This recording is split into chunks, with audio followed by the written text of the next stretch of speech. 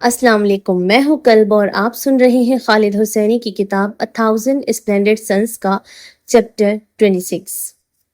ये साल का अब तक का सबसे गर्म दिन था। पहाड़ों ने हड्डियों को जला देने वाली गर्मी को कैद कर रखा था। शहर को धुएं की तरह घुटन में डाल दिया था। बिजली कई दिनों से गायब थी। पूरे काबुल में बिजली के पंखे बेकार पड़े थे, तकरीबन मजाक उड़ाते हुए। लैला लिविंग रूम के काउच पर चुपचाप लेटी हुई थी। उसकी कमीज पसीने से तरबतर थी। हर सांस जो वो बाहर निकालती उसकी नाक की नोक को जला देती। उसे एहसास था कि उसके वालिदैन मैमी के कमरे में बातें कर रहे हैं। 2 रात पहले और फिर कल रात वो जागी और उसे लगा कि उसने नीचे उनकी आवाजें सुनी हैं। वो अब रोजाना बात करते थे, उस गोली के बाद से, गेट में उस नए सुराख के बाद से। बाहर दूर से आर्टिलरी का धमाका, फिर और करीब से गोलियों की लंबी रफ्तार, और उसके बाद एक और। लैला के अंदर भी एक जंग लड़ी जा रही थी। एक तरफ जुर्म का एहसास शर्म के साथ,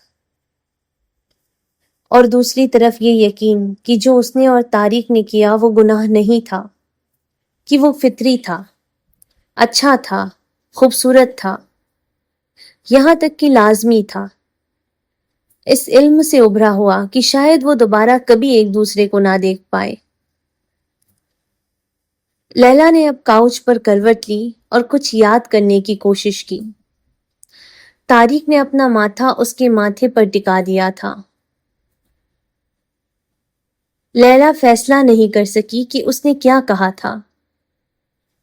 सिर्फ 2 हफ्ते गुजरे थे जब वो गया था, और ये सब होना शुरू हो गया था। वक्त उन तेज यादों के किनारों को धुंधला कर रहा था। लैला ने जहनी तौर पर जोर लगाया। उसने क्या कहा था? अचानक ये जानना जरूरी मालूम होता था। लैला ने अपनी आंखें बंद कर ली, तवज्जो दी। वक्त गुजरने के साथ वो इस मश्क से धीरे धीरे थक जाएगी। उसके लिए उन चीजों को दोबारा ताजा करना, धूल झाड़ना जो मर चुकी है, थका देने वाला होगा। दरअसल एक दिन ऐसा आएगा, बरसों बाद, जब लैला उसकी जुदाई पर मजीद नहीं रोएगी, या इतनी शिद्दत से नहीं, बिल्कुल नहीं।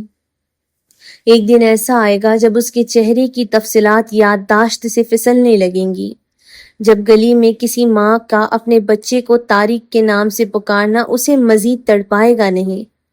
वो उसे अब की तरह याद नहीं करेगी, जब उसकी गैर मौजूदगी का दर्द उसका मुसलसल साथी था।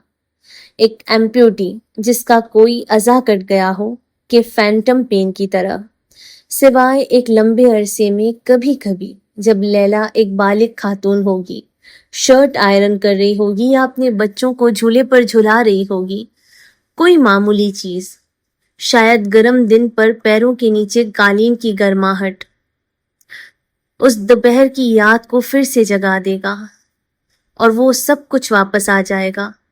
उसकी स्पॉन्टेनिटी, उनकी हैरत अंगेज लापरवाही, ये उसे भर देगा, उसकी सांस छीन लेगा। लेकिन फिर ये गुजर जाएगा, वो लम्हा गुजर जाएगा, उसे बेजान छोड़ देगा, जिसे सिर्फ एक गैर वाज़ेह बेचैनी महसूस होगी। उसने फैसला किया कि उसने कहा था।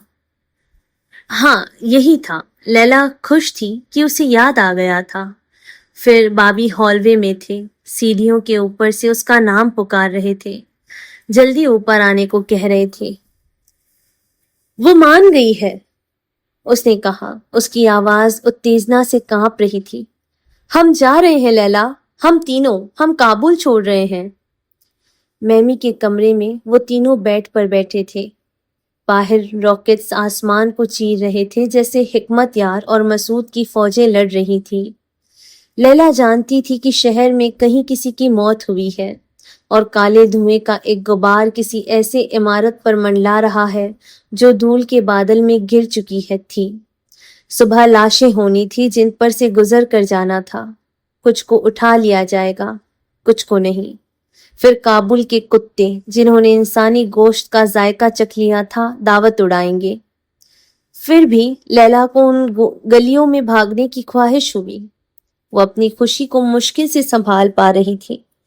خوشی سے چلانے سے رکنے میں اسے کوشش کرنی پڑی۔ بابی نے کہا کہ وہ پہلے پاکستان جائیں گے، ویزاز کے لیے اپلائی کریں گے۔ پاکستان جہاں طارق تھا۔ طارق کو گئے ہوئے صرف 17 دن ہوئے تھے۔ لیلا نے جوش میں حساب لگایا۔ اگر میمی نے 17 دن پہلے فیصلہ کر لیا ہوتا تو وہ ساتھ جا سکتے تھے، وہ ابھی طارق کے ساتھ ہوتی، لیکن اب اس سے کوئی فرق نہیں پڑتا۔ وہ پشاور جا رہے تھے، وہ، میمی اور بابی، اور وہ وہاں طارق اور اس کے والدین کو ڈھونڈ لیں گے، یقیناً ڈھونڈ لیں گے۔ وہ ساتھ میں اپنی پیپر ورک پوری کریں گے۔ پھر کون جانے یورپ، امریکہ، شاید، جیسا بابی ہمیشہ کہتے تھے، سمندر کے قریب کہیں۔ میمی بیڈ کے سرہانے سے لگ کر بیٹھی تھی، اس کی آنکھیں سوجی ہوئی تھی، وہ اپنے بال نوچ رہی تھی۔ 3 دن پہلے لیلا سانس لینے باہر گئی تھی۔ وہ سامنے کے گیٹ کے پاس کھڑی تھی جب اس نے ایک زور کا دھماکہ سنا اور کچھ اس کے دائیں کان کے پاس سے گزر گیا۔ اس کی آنکھوں کے سامنے لکڑی کے چھوٹے چھوٹے ٹکڑے اڑ کر گیتی کی موت کے بعد اور کابل پر گرنے والی ہزاروں گولیوں اور راکٹس کے بعد گیٹ میں اس ایک گولی کے نشان کو دیکھ کر جو لیلا کے سر سے 3 انگلیوں کی دوری پر تھا، میمی جاگ اٹھی۔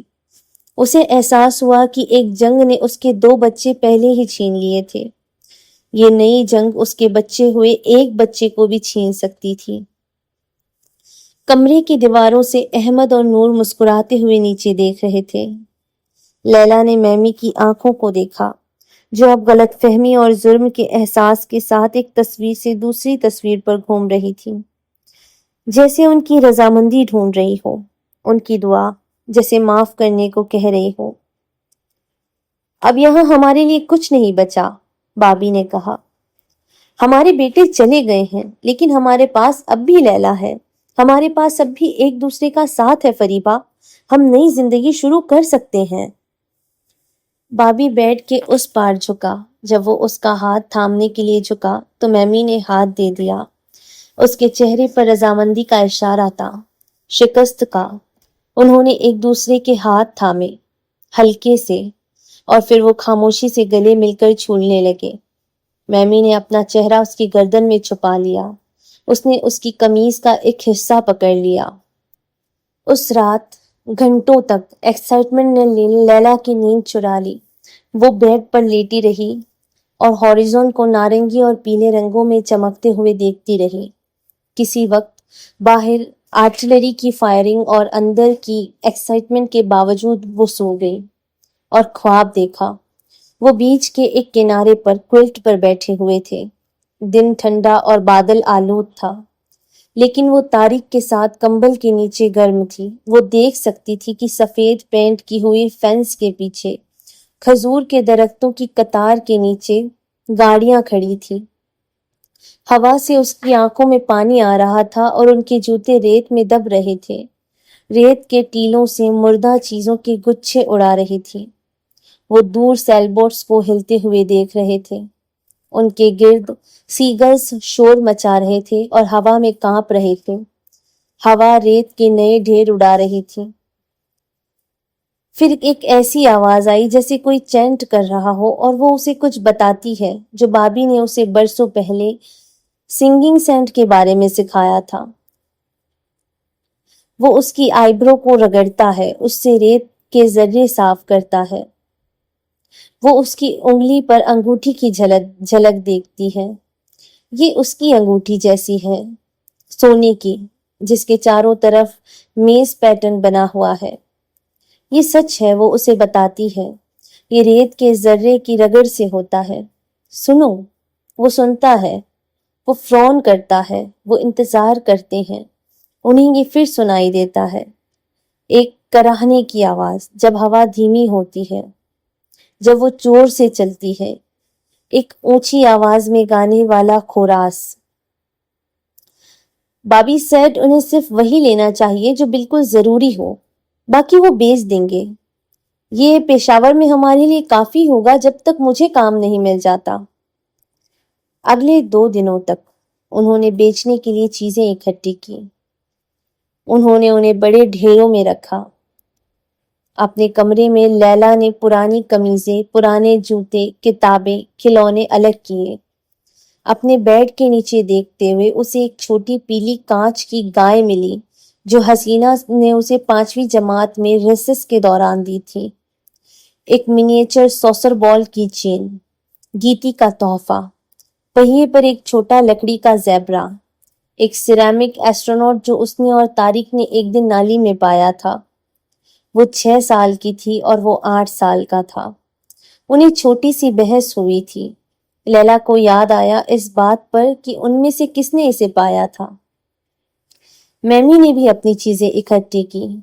اس کی حرکتوں میں ہچکچاہٹ تھی اور اس کی آنکھوں میں ایک سست دور دراز کا تاثر تھا۔ اس نے اپنی اچھی پلیٹس، نیپکنز، سارے زیورات، اپنی شادی کی انگوٹھی کے علاوہ اور اپنے زیادہ تر پرانے کپڑے نکال دیے۔ آپ یہ نہیں بیچ رہی ہیں؟ لیلا نے کہا، میمی کا شادی کا جوڑا اٹھاتے ہوئے۔ یہ اس کی گود میں کھل گیا۔ اس نے نیک لائن پر لیس اور ریبن کو اور سلیوز پر ہاتھ سے سیے گئے سیڈ پرلز کو چھوا۔ میمی نے کندھے اچکائے اور اسے لے لیا۔ اس نے اسے کپڑوں کے ڈھیر پر پھینک دیا۔ لیلا نے سوچا، جیسے ایک جھٹکے میں بینڈڈ اتارنا۔ یہ بابی تھا جس کے پاس سب سے دردناک کام تھا۔ لیلا نے اسے اپنے اسٹڈی میں کھڑا پایا۔ اس کے چہرے پر ایک افسوسناک تاثر تھا جب وہ اپنی شیلفز کا جائزہ لے رہا تھا۔ وہ سین فرانسسکو کے لال برج کی تصویر والی سیکنڈ ہینڈ ٹی شرٹ پہنے ہوئے تھا۔ سفید پانی سے گھنی دھند اٹھ رہی تھی اور برج کے ٹاورز کو نگل رہی تھی۔ تم پرانی بات جانتی ہو؟ اس نے کہا۔ تم ایک سنسان جزیرے پر ہو۔ تمہارے پاس 5 کتابیں ہو سکتی ہیں۔ تم کون سی چنتی ہو؟ میں نے کبھی نہیں سوچا تھا کہ مجھے اصل میں یہ کرنا پڑے گا۔ ہمیں آپ کے لیے نئی کلیکشن شروع کرنی پڑے گی بابی۔ وہ اداسی سے مسکرایا۔ میں یقین نہیں کر سکتا کہ میں کابل چھوڑ رہا ہوں۔ میں نے یہاں اسکول پڑھا، یہاں پہلی نوکری لی، اس شہر میں باپ بنا۔ یہ سوچنا عجیب ہے کہ میں جلد ہی کسی اور شہر کے آسمان کے نیچے سو رہا ہوں گا۔ یہ میرے لیے بھی عجیب ہے۔ سارا دن کابل کے بارے میں یہ نظم میرے ذہن میں گھوم رہی تھی۔ سیب تبریزی نے اسے 17ویں صدی میں لکھا تھا۔ میرے خیال میں پوری نظم جانتا تھا، لیکن اب مجھے صرف 2 لائنیں یاد ہے۔ کوئی اس کی چھتوں پر چمکتے چاند کو نہیں گن سکتا، یا ان 1000 شاندار سورجوں کو جو اس کی دیواروں کے پیچھے چھپتے ہیں۔ لیلا نے اوپر دیکھا کہ وہ رو رہا تھا۔ اس نے اس کی کمر پر ہاتھ رکھا۔ او بابی، ہم واپس آئیں گے۔ جب یہ جنگ ختم ہو جائے گی ہم کابل واپس آئیں گے انشاءاللہ، آپ دیکھیں گے۔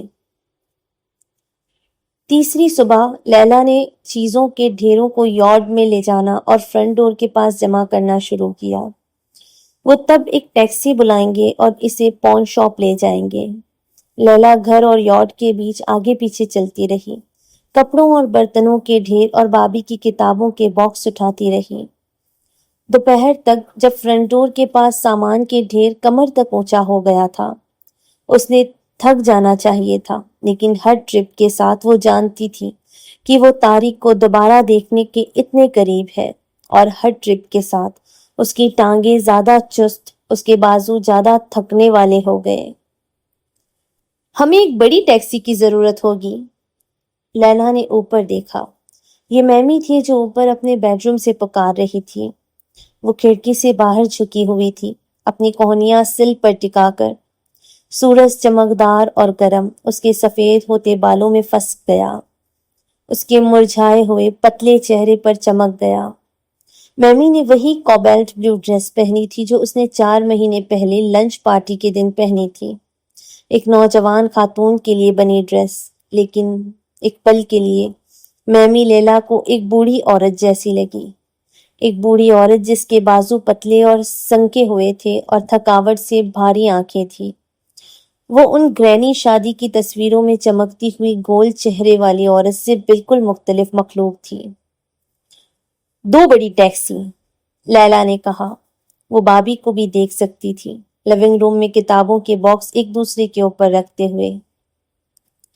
जब तुम उनसे फारिग हो जाओ तो ऊपर आ जाना, मैमी ने कहा।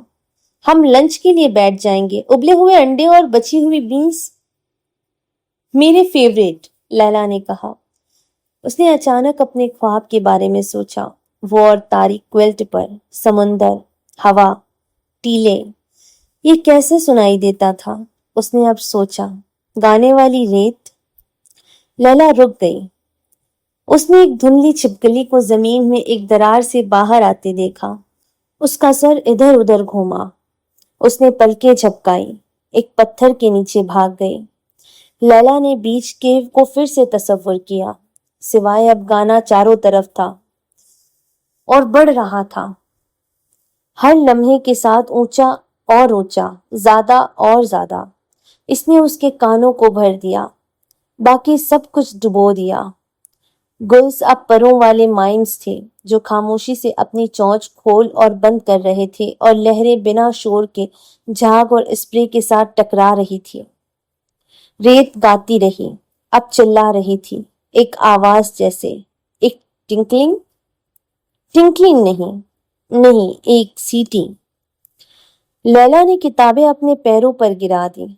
उसने आसमान की तरफ देखा, एक हाथ से अपनी आंखों को ढका। फिर एक बड़ा धमाका, उसके पीछे सफेद रोशनी का एक फ्लैश।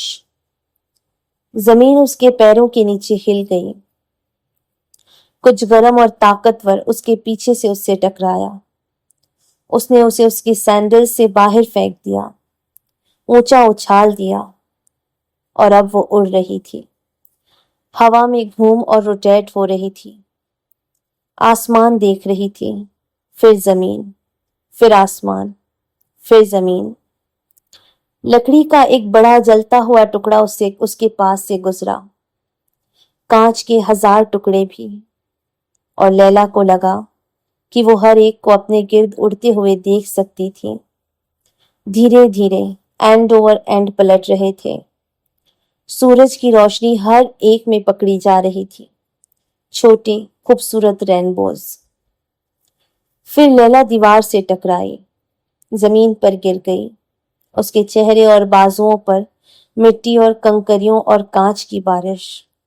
आखिरी चीज जिसका उसे एहसास हुआ वो था कुछ जमीन पर गिरना, कुछ का एक खूनी टुकड़ा, उस पर फॉग से झांकता हुआ एक लाल ब्रिज का सिरा।